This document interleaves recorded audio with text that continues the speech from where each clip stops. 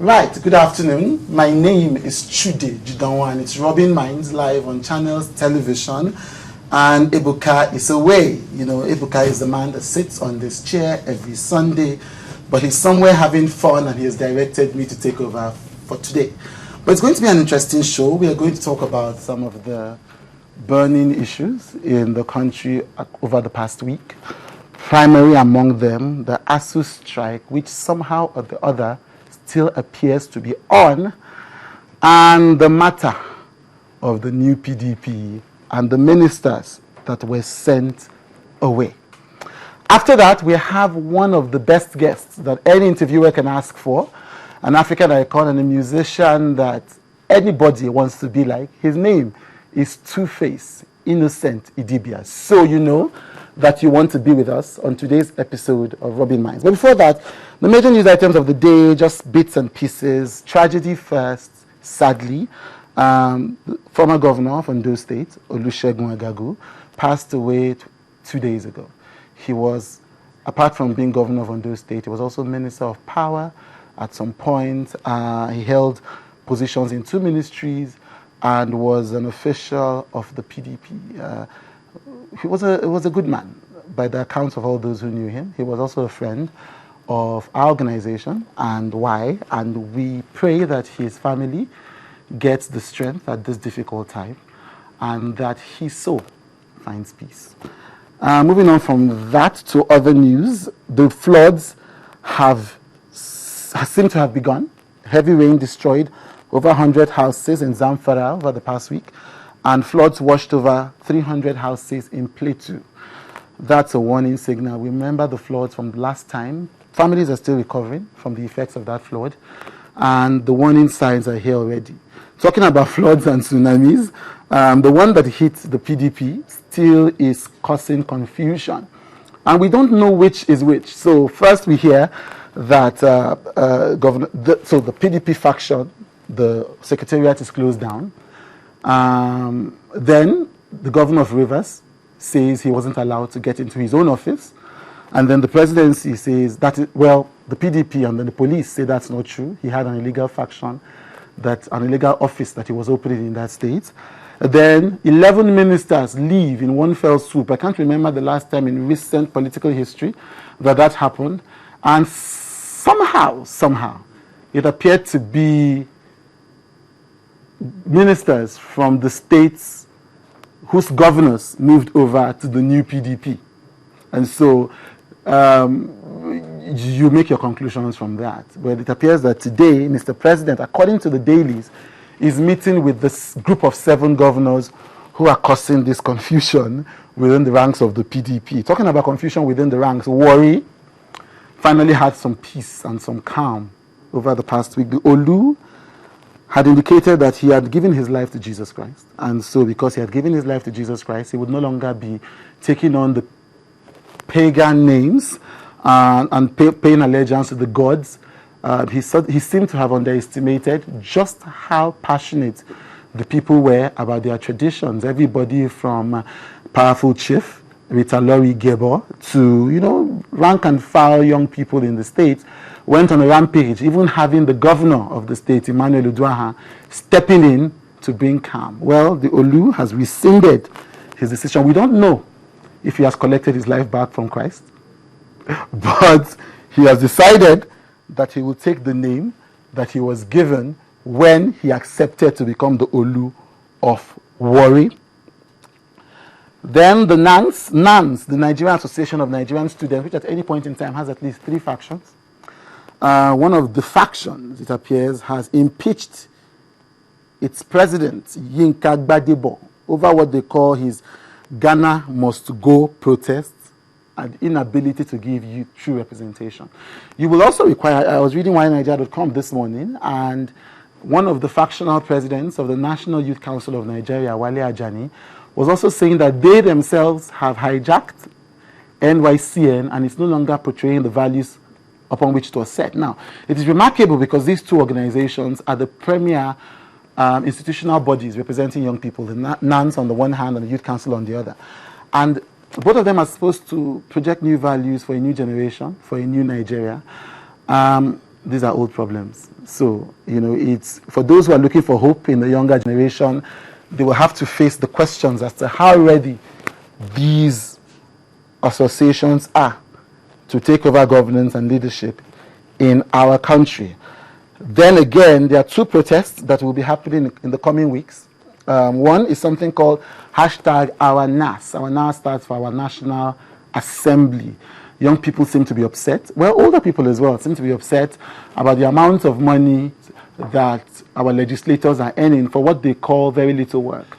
You'll recall that a few weeks ago, Dr. Obiageli Ezekwesili, who is a former minister, one of the leading voices of good governance, had mentioned that over the past few years, the legislature has consumed over 1 billion of our national resources.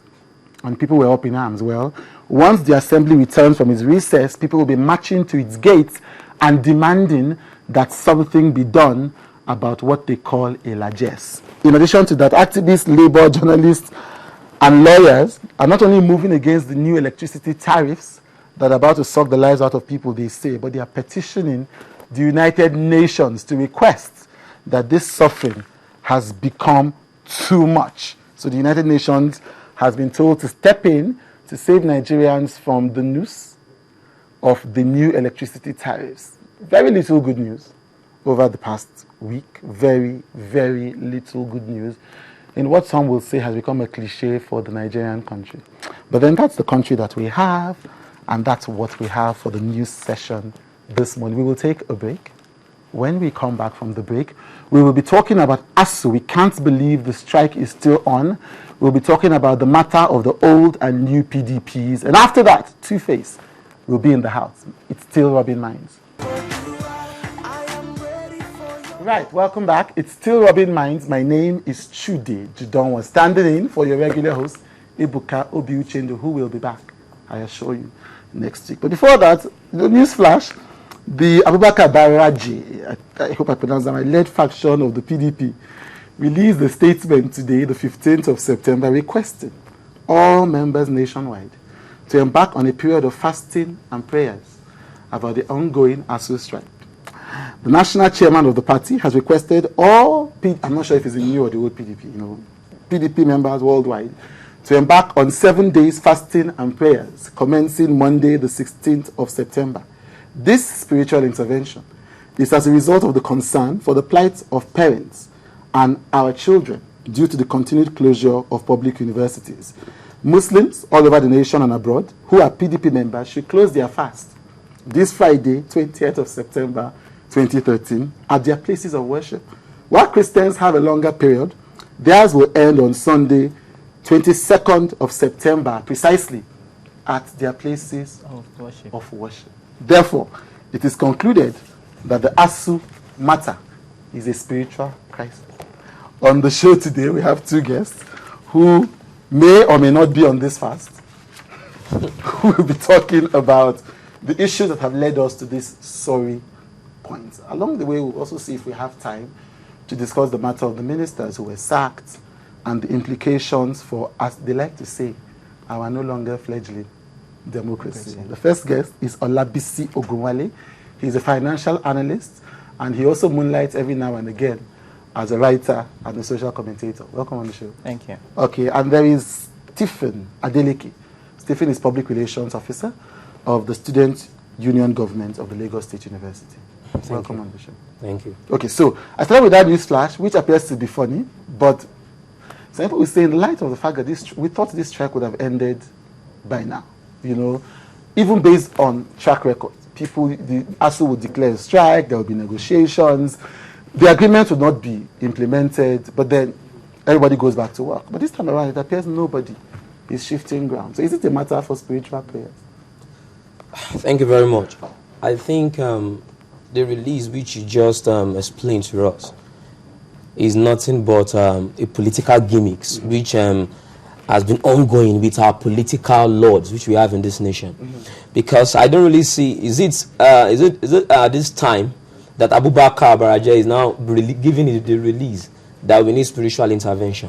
But when the party was still together, why didn't he give that release or to say something about it?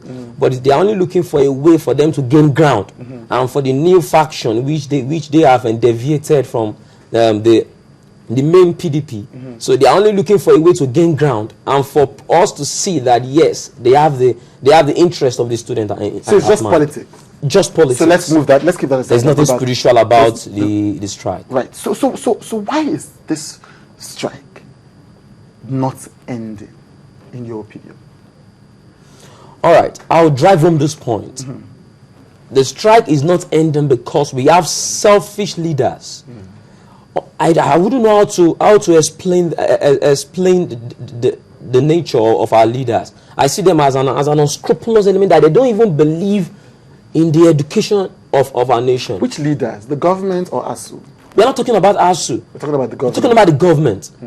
And I see if like what Nelson Mandela said, if the educational sector lies in waste, then it's the sorry state for such a nation, because education is the bedrock of any reasonable and functioning society. Right. If the education is being affected, if you look at the release that was given today by Adibanjo, a very close associate of Awolowo, he said that at least federal government have a way they get money when they are in need of any project at hand.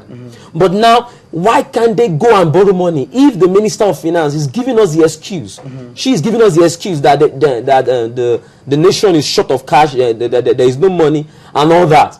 Then all those are just lies. Isn't it simplifying the issue if we say that it is simply because the government is unscrupulous? Which is an argument that has currency in the popular space. So that there are people that say the government is simply saying, we don't have this money. Now, this agreement wasn't reached by us, with this current crop of leaders. However, we are trying our best within the situation that we have to reach this problem. I remember that the government in July said it was going to release, I think, 130 billion. Well, on 27th of August, no, in July, and the ASUU formally rejected that offer on the 27th and said until the government budgets 500 billion or whatever for 2013, but the government is saying we don't have this money. And we are trying to be fiscally responsible and to balance the percentage that we give to education along with the percentage that we give to other important sectors of the economy, in health and etc.